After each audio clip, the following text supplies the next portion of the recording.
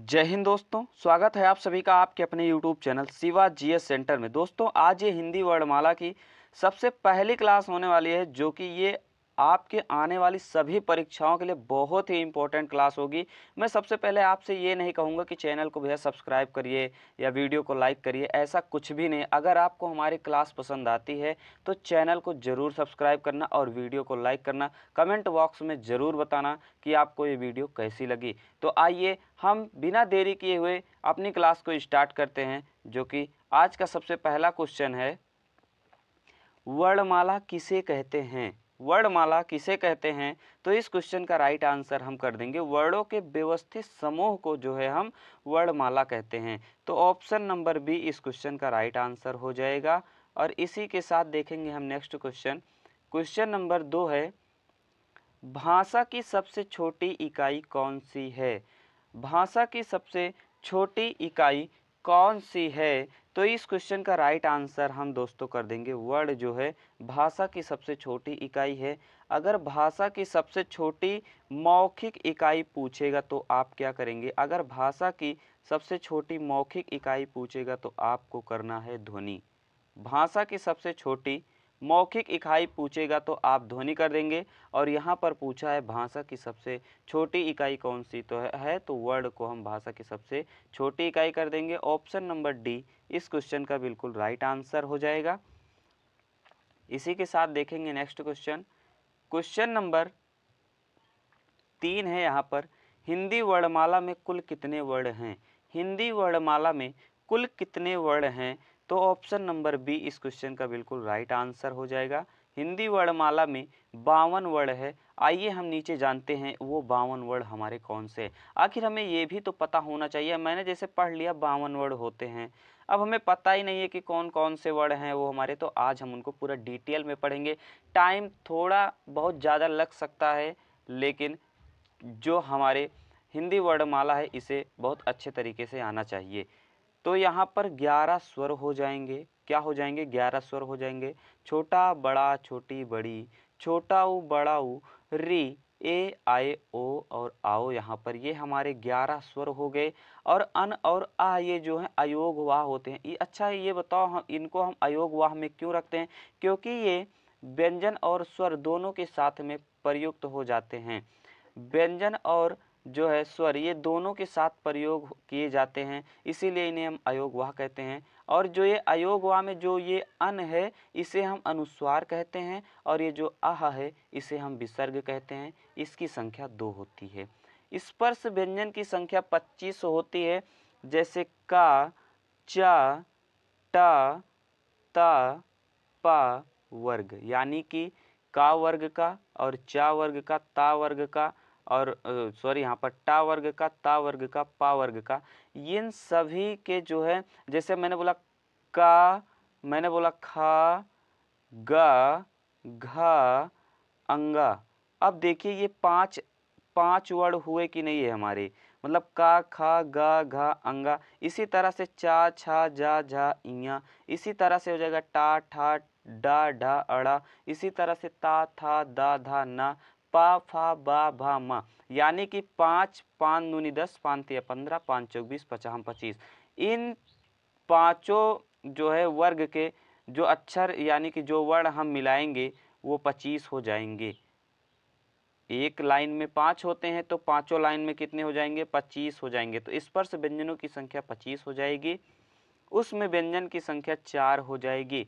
उसमें व्यंजन, अच्छा ये बताओ हम किसे कहते हैं? तो जिन व्यंजनों को बोलने में हमारे मुख से गर्म हवा या उष्मा देती हुई हवा निकले उसे हम उष्म व्यंजन कहते हैं। जैसे तीनों सा और हा ये हमारे उष्म व्यंजन होते हैं। अंतस्थ व्यंजन या, रा, ला, वा 4 ये होते हैं हमारे अंतस्थ व्यंजन। संयुक्त व्यंजन, देखिए यहाँ पर संयुक्त व्यंजन सीखना बहुत ही इम्पोर्टेंट है। इसको हम बोलते हैं छ, त्रिंग, ज्ञा, स्रा। लेकिन इसे तो हम छ, त्रिंग, ज्ञा, स्रा बोलते ही हैं, लेकिन किससे मिलकर बना होता है? तो का, धन, सा से मिलकर बना होता है, जिसे हम छत बोलते हैं। लेकिन इसे हम शुद्ध रूप से अगर बोले तो इसे हम बोलते हैं कसा। यानी कि जैसे हमें लिखना है कक्षा, हम इसको कक्षा बोलते हैं, लेकिन इसका सही रूप अगर हम सही से इसको हम बोलेंगे तो ये हो जाएगा कक्सा, कक्सा, कक्सा हो जाएगा ये हमारा। और यहाँ पर देखेंगे जो त्रा बना होता है, ता धन रा से मिलकर बना होता है ये हमारा त्रा। और ये जो ज्ञा बना होता है इसे हम ज्या बोलते हैं, ज्या। जैसे हमें लिखना है विज्ञान, इसे हम विज्ञान तो पढ़ते हैं लेकिन ये गलत है, विज्ञान इसे हम पढ़ा जाता है। अच्छा, ज्ञान इसे क्यों पढ़ा जाता है? तो आधा जा धन इया से मिलकर ये बना होता है जिसे हम ज्या बोलते हैं, विज्ञान। और इसी के साथ हो जाएगा स्रा। स्रा जो होता है ये बना होता है आधा सा धनरा से मिलकर ये हमारा बना होता है स्रा। ये हो गए हमारे संयुक्त स्वर। और उत्क्षिप्त व्यंजन हम बोलते हैं, इसे बोलते हैं अढ़ और इसे बोलते हैं अढ़, यानी कि ड और अढ़, यानी कि दो हमारे उत्क्षिप्त व्यंजन ये हो गए। कुल मिलाकर ये 52 वर्ण हैं, कुल मिलाकर ये 52 वर्ण हैं। तो हिंदी वर्णमाला में इसी प्रकार से हम आपको एक्सप्लेन किए। मुझे पूरी उम्मीद होगी कि आपके समझ में आ गया होगा कि हमारे 52 वर्ण वो कौन कौन से होते हैं। आइए नेक्स्ट क्वेश्चन की ओर चलते हैं, देखेंगे नेक्स्ट क्वेश्चन। क्वेश्चन नंबर 4 है यहाँ पर कि व्यंजन और स्वर के संयुक्त रूप को क्या कहते हैं? व्यंजन और स्वर के संयुक्त रूप को क्या कहते हैं? तो ऑप्शन नंबर सी, अक्षर जो है व्यंजन और स्वर के संयुक्त रूप को कहते हैं अक्षर। ऑप्शन नंबर सी इस क्वेश्चन का बिल्कुल राइट आंसर हो जाएगा। और इसी के साथ देखेंगे नेक्स्ट क्वेश्चन। क्वेश्चन नंबर 5 है, हिंदी भाषा में कितने स्वर होते हैं? हिंदी भाषा में कितने स्वर होते हैं? तो ऑप्शन नंबर बी इस क्वेश्चन का बिल्कुल राइट आंसर कर देंगे। हिंदी भाषा में 11 स्वर होते हैं, जो कि मैंने ऊपर अभी आपको बता के तुरंत ही नेक्स्ट क्वेश्चन पर आए हैं। तो ऑप्शन नंबर बी इस क्वेश्चन का बिल्कुल राइट आंसर हो जाएगा। और इसी के साथ देखेंगे नेक्स्ट क्वेश्चन। क्वेश्चन नंबर 6 है, हिंदी वर्णमाला में कितने व्यंजन होते हैं? हिंदी वर्णमाला में कितने व्यंजन होते हैं? तो 33 व्यंजन होते हैं हिंदी वर्णमाला में। ऑप्शन नंबर बी इस क्वेश्चन का बिल्कुल राइट आंसर कर देंगे। और इसी के साथ देखेंगे नेक्स्ट क्वेश्चन। क्वेश्चन नंबर 7 है, एक से अधिक वर्णों के मेल को कहते हैं? एक से अधिक वर्णों के मेल को कहते हैं। तो इस क्वेश्चन का राइट आंसर हो जाएगा अक्षर कहते हैं। ऑप्शन नंबर ए इस क्वेश्चन का बिल्कुल राइट आंसर हो जाएगा। और इसी के साथ देखेंगे नेक्स्ट क्वेश्चन। क्वेश्चन नंबर 8 है, जिनका उच्चारण स्वतंत्रता से होता है और जो व्यंजन के उच्चारण में सहायक होते हैं उसे कहते हैं, उसे हम स्वर कहते हैं। ऑप्शन नंबर बी इस क्वेश्चन का बिल्कुल राइट आंसर हो जाएगा। जैसे अब हम कहेंगे कि ये व्यंजन, जैसे व्यंजन का उच्चारण हम करते हैं तो ये कैसे सहायक होता है? तो जैसे मैंने लिखा आधा का धन छोटा आ मिलाकर यहाँ पर बन गया का, आधा का धन छोटा आ मिला करके पूरा का बना। तो ये जो हमारा स्वर है ये व्यंजन के साथ भी सहायता होता, मतलब सहायता करता है। और जो ये स्वर होता है इनका उच्चारण हम स्वतंत्र रूप से करते हैं। इसी के साथ देखेंगे नेक्स्ट क्वेश्चन। क्वेश्चन नंबर 9 है, हिंदी में ध्वनियाँ कितने प्रकार की होती हैं? तो ऑप्शन नंबर ए इस क्वेश्चन का बिल्कुल राइट आंसर कर देंगे। हिंदी में ध्वनियाँ 2 प्रकार की होती हैं। वो कौन कौन सी ध्वनियाँ हैं? एक तो हो जाएगी स्वर और एक तो हो जाएगी हमारी व्यंजन। एक हमारी स्वर, एक हमारी व्यंजन। तो ये 2 ध्वनियाँ हैं। ऑप्शन नंबर ए इस क्वेश्चन का बिल्कुल राइट आंसर कर देंगे। क्वेश्चन नंबर 10 है, वर्णमाला में स्पर्श व्यंजनों की संख्या कितनी है? तो इस क्वेश्चन का राइट आंसर हो जाएगा, हिंदी वर्णमाला में स्पर्श व्यंजनों की संख्या 25 है। ऑप्शन नंबर ए इस क्वेश्चन का बिल्कुल राइट आंसर हो जाएगा। वो 25 किस प्रकार से हैं? जैसे यहाँ पर मैंने लिखा का, उसके बाद लिखे यहाँ पर चा, टा, ता, पा, इन सभी के, यानी कि यहाँ से जैसे का हो गया, खा हो गया, गा हो गया, घा हो गया, अंगा हो गया। जैसे 5 ये हो गए, 5 ये हो जाएंगे, 5 ये हो जाएंगे, 5 ये हो जाएंगे और 5 ये हो जाएंगे। तो यानी कि का से लेकर जो पा तक हमारा वर्ण होता है ये स्पर्श व्यंजन के अंतर्गत आता है, इसे स्पर्श व्यंजन कहते हैं। इनकी संख्या कितनी हो गई?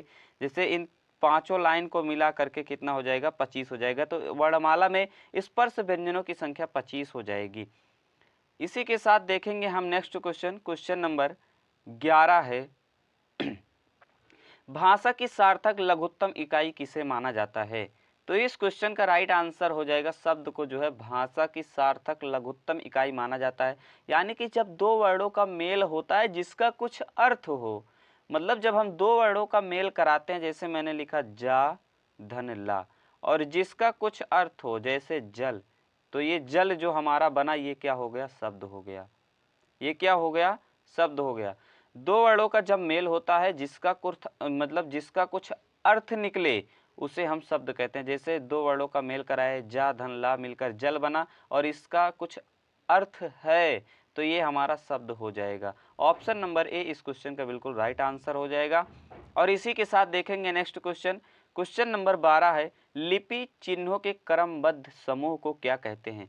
तो इस क्वेश्चन का राइट आंसर हम यहाँ पर कर देंगे वर्णमाला कहते हैं। या आपसे पूछे वर्णों के व्यवस्थित समूह को क्या कहते हैं, तब भी आप वर्णमाला ही लगाएंगे। ऑप्शन नंबर डी इस क्वेश्चन का बिल्कुल राइट आंसर हो जाएगा। और इसी के साथ देखेंगे नेक्स्ट क्वेश्चन। क्वेश्चन नंबर 13 है, शब्द की सबसे छोटी इकाई क्या कहलाती है। शब्द की सबसे छोटी इकाई क्या कहलाती है। इस क्वेश्चन का right answer option number B word हम कर देंगे। वर्ड जो है यहाँ पर, वर्ड जो है शब्द की सबसे छोटी इकाई कहलाती है। तो ऑप्शन नंबर बी इस क्वेश्चन का बिल्कुल राइट आंसर हो जाएगा। और इसी के साथ देखेंगे नेक्स्ट क्वेश्चन। क्वेश्चन नंबर 14 है, निम्न में मूल दीर्घ स्वर हैं। तो इस क्वेश्चन का राइट आंसर हम ऑप्शन नंबर बी कर देंगे। लेकिन यहाँ पर अब थोड़ा समझने योग्य बातें हैं, बहुत ध्यान से समझना है। जैसे मैंने बोला मूल दीर्घ स्वर, मैंने बोला मूल दीर्घ स्वर, तो वो मूल दीर्घ स्वर हमारे कौन से होते हैं। तो जैसे यहाँ पर हो गए बड़ा आ, बड़ी ई और बड़ा ऊ, ये हमारे मूल दीर्घ स्वर होते हैं, जिसे हम सजातीय स्वर भी कहते हैं। जिसे हम क्या कहते हैं, सजातीय स्वर भी कहते हैं। अब सजातीय स्वर का मतलब क्या होता है, जो समान जाति से मिलकर बने हों, उसे हम सजातीय स्वर कहते हैं। जैसे छोटा आ धन, छोटा आ मिलाकर बड़ा आ बन गया। और यहाँ पर छोटी ई धन छोटी ई मिला करके बड़ी ई बन गई। और यहाँ पर छोटा ऊ धन छोटा ऊ मिला करके बड़ा ऊ बन गया। तो ये क्या हो जाएंगे हमारे, ये हो जाएंगे हमारे सजातीय स्वर। क्या हो जाएंगे, सजातीय स्वर। इन्हीं को हम मूल दीर्घ स्वर भी कहते हैं। तो ऑप्शन नंबर बी इस क्वेश्चन का बिल्कुल राइट आंसर हो गया। अभी कुछ और भी समझना है, ध्यान से समझिएगा। यहाँ पर होता है एक विजातीय स्वर। क्या होता है, एक होता है विजातीय स्वर, यानी कि जो अलग अलग जाति से मिलकर बने हों। तो विजातीय स्वर हमारे होते हैं ए आई ओ औ, यानी कि ये कैसे बने होते हैं, जैसे आ धन ई मिलकर जो है ए का निर्माण होता है, और आ धन ए मिलकर ए बनाते हैं, और आ धन ऊ मिलकर ओ बनाते हैं, आ धन ऊ मिलकर ओ बनाते हैं, और आ धन ओ मिलकर औ बनाते हैं। क्या बनाते हैं, औ बनाते हैं। इसे हम क्या कहते हैं, विजातीय स्वर। क्या कहते हैं, विजातीय संयुक्त स्वर। विजातीय संयुक्त स्वर इसे हम कहते हैं। क्या कहेंगे, विजातीय संयुक्त स्वर इसे हम कहेंगे। यहाँ पर एक स्वर और आप देख रहे होंगे, पुलुत स्वर। आखिर ये पुलुत स्वर क्या होता है। तो जिन स्वरों के उच्चारण में ह्रस्व अथवा दीर्घ स्वर से भी अधिक समय लगे, उसे हम प्लुत स्वर कहते हैं। जैसे मैंने लिखा राम, मैंने लिखा राम, तो ये जो राम लिखा है, ये जो यहाँ पर यस आकृति नुमा आपको दिखाई दे रही है, ये बहुत ही खिंचाव लेता है। जैसे मैंने बोला राम, तो ये संस्कृत के शब्दों में पहले प्रयोग किया जाता था। श्याम, जैसे राम श्याम, जैसे मैंने लिख दिया काम, तो ये मतलब कि जब ह्रस्व अथवा दीर्घ स्वर से भी अधिक समय लगता है, तब उसे हम प्लुत स्वर कहते हैं। यहाँ तक मुझे पूरी उम्मीद होगी कि आपके समझ में आ गया होगा। अब हम आगे चलेंगे, देखेंगे नेक्स्ट क्वेश्चन। क्वेश्चन नंबर 15 है, निम्नलिखित में से कौन सा मूल दीर्घ स्वर नहीं है। अभी मैंने आपको बता के ऊपर आए हैं जस्ट, वो जो है मूल दीर्घ स्वर नहीं है, ये एक विजातीय संयुक्त स्वर जो है हो जाएगा। तो ऑप्शन नंबर डी इस क्वेश्चन का बिल्कुल राइट आंसर हो जाएगा, जो है ये मूल दीर्घ स्वर नहीं है। और ये तीनों मतलब बड़ा आ बड़ा ऊ बड़ी, ये तीनों जो है हमारे मूल दीर्घ स्वर हो जाएंगे। तो ऑप्शन नंबर डी इस क्वेश्चन का राइट आंसर कर देंगे। इसी के साथ देखेंगे नेक्स्ट क्वेश्चन। क्वेश्चन नंबर 16 है, हिंदी भाषा में ह्रस्व स्वरों की संख्या कितनी है। तो ऑप्शन नंबर ए 4 ह्रस्व स्वरों की संख्या है। छोटा, छोटी ई, छोटा ऊ और री, इन्हीं को हम मूल स्वर भी कहते हैं। इन्हीं को क्या हम कहते हैं, मूल स्वर भी कहते हैं। तो अगर पूछ ले मूल स्वरों की संख्या कितनी होती है, तब 4 हम कर देंगे। तो ऑप्शन नंबर ए इस क्वेश्चन का बिल्कुल राइट आंसर हो जाएगा। इसी के साथ देखेंगे नेक्स्ट क्वेश्चन, क्वेश्चन नंबर 17 है, निम्न में मूल दीर्घ स्वर कौन सा है? निम्न में मूल दीर्घ स्वर कौन सा है? तो इस क्वेश्चन का राइट आंसर हो जाएगा बड़ा आ जो है मूल दीर्घ स्वर है। ऑप्शन नंबर ए इस क्वेश्चन का बिल्कुल राइट आंसर हो जाएगा। और इसी के साथ देखेंगे नेक्स्ट क्वेश्चन, क्वेश्चन नंबर 18 है, किस स्वर के उच्चारण में दीर्घ स्वर से भी अधिक समय लगता है? अभी मैं आपको ऊपर जस्ट ही बता के आया हूँ, यानी कि प्लुत स्वर के उच्चारण में दीर्घ स्वर और ह्रस्व स्वर से भी अधिक समय लगता है। ऑप्शन नंबर डी इस क्वेश्चन का बिल्कुल राइट आंसर कर देंगे। और इसी के साथ देखेंगे नेक्स्ट क्वेश्चन, क्वेश्चन नंबर 19 है, हिंदी स्वरों का वर्गीकरण जब जीभ के भाग के आधार पर किया जाता है तो निम्नलिखित में से कौन सा भेद इसके अंतर्गत नहीं आएगा? जब जीभ के आधार पर हम जीभ के भाग के आधार पर जब हम करेंगे तो अग्र स्वर, मध्य स्वर, पश्च स्वर, ये तो तीनों जो है जीभ के भाग के आधार पर आ जाएंगे, लेकिन ये विवृत स्वर नहीं होगा। तो ये विवृत स्वर जो होता है ये मुख द्वार यानी कि मुख खोलने के आधार पर होता है। तो यानी कि अग्र स्वर हमारा होता है छोटी ई बड़ी ई, ए आए जो हमारा होता है अग्र स्वर होता है, मध्य स्वर छोटा आ होता है, और पश्च स्वर बड़ा बड़ा ऊ, बड़ा आ छोटा ऊ बड़ा ऊ ओ आओ, और बड़ा आ यहाँ पर 2 बार लिख उठा, इसको काट देना, और आगत स्वर जो होता है आगत स्वर, ये हमारे पश्च स्वर हो जाते हैं। इसी के साथ देखेंगे नेक्स्ट क्वेश्चन, क्वेश्चन नंबर 20 है, मध्य स्वर कहते हैं, अभी मैंने आपको जस्ट ही ऊपर बताएं कि मध्य स्वर छोटा आ को कहते हैं। ऑप्शन नंबर डी इस क्वेश्चन का बिल्कुल राइट आंसर हो जाएगा। और इसी के साथ देखेंगे हम नेक्स्ट क्वेश्चन, क्वेश्चन नंबर 21 है, भाषा विज्ञान की दृष्टि से बड़ा ऊ किस प्रकार का स्वर है? बड़ा ऊ किस प्रकार का स्वर है?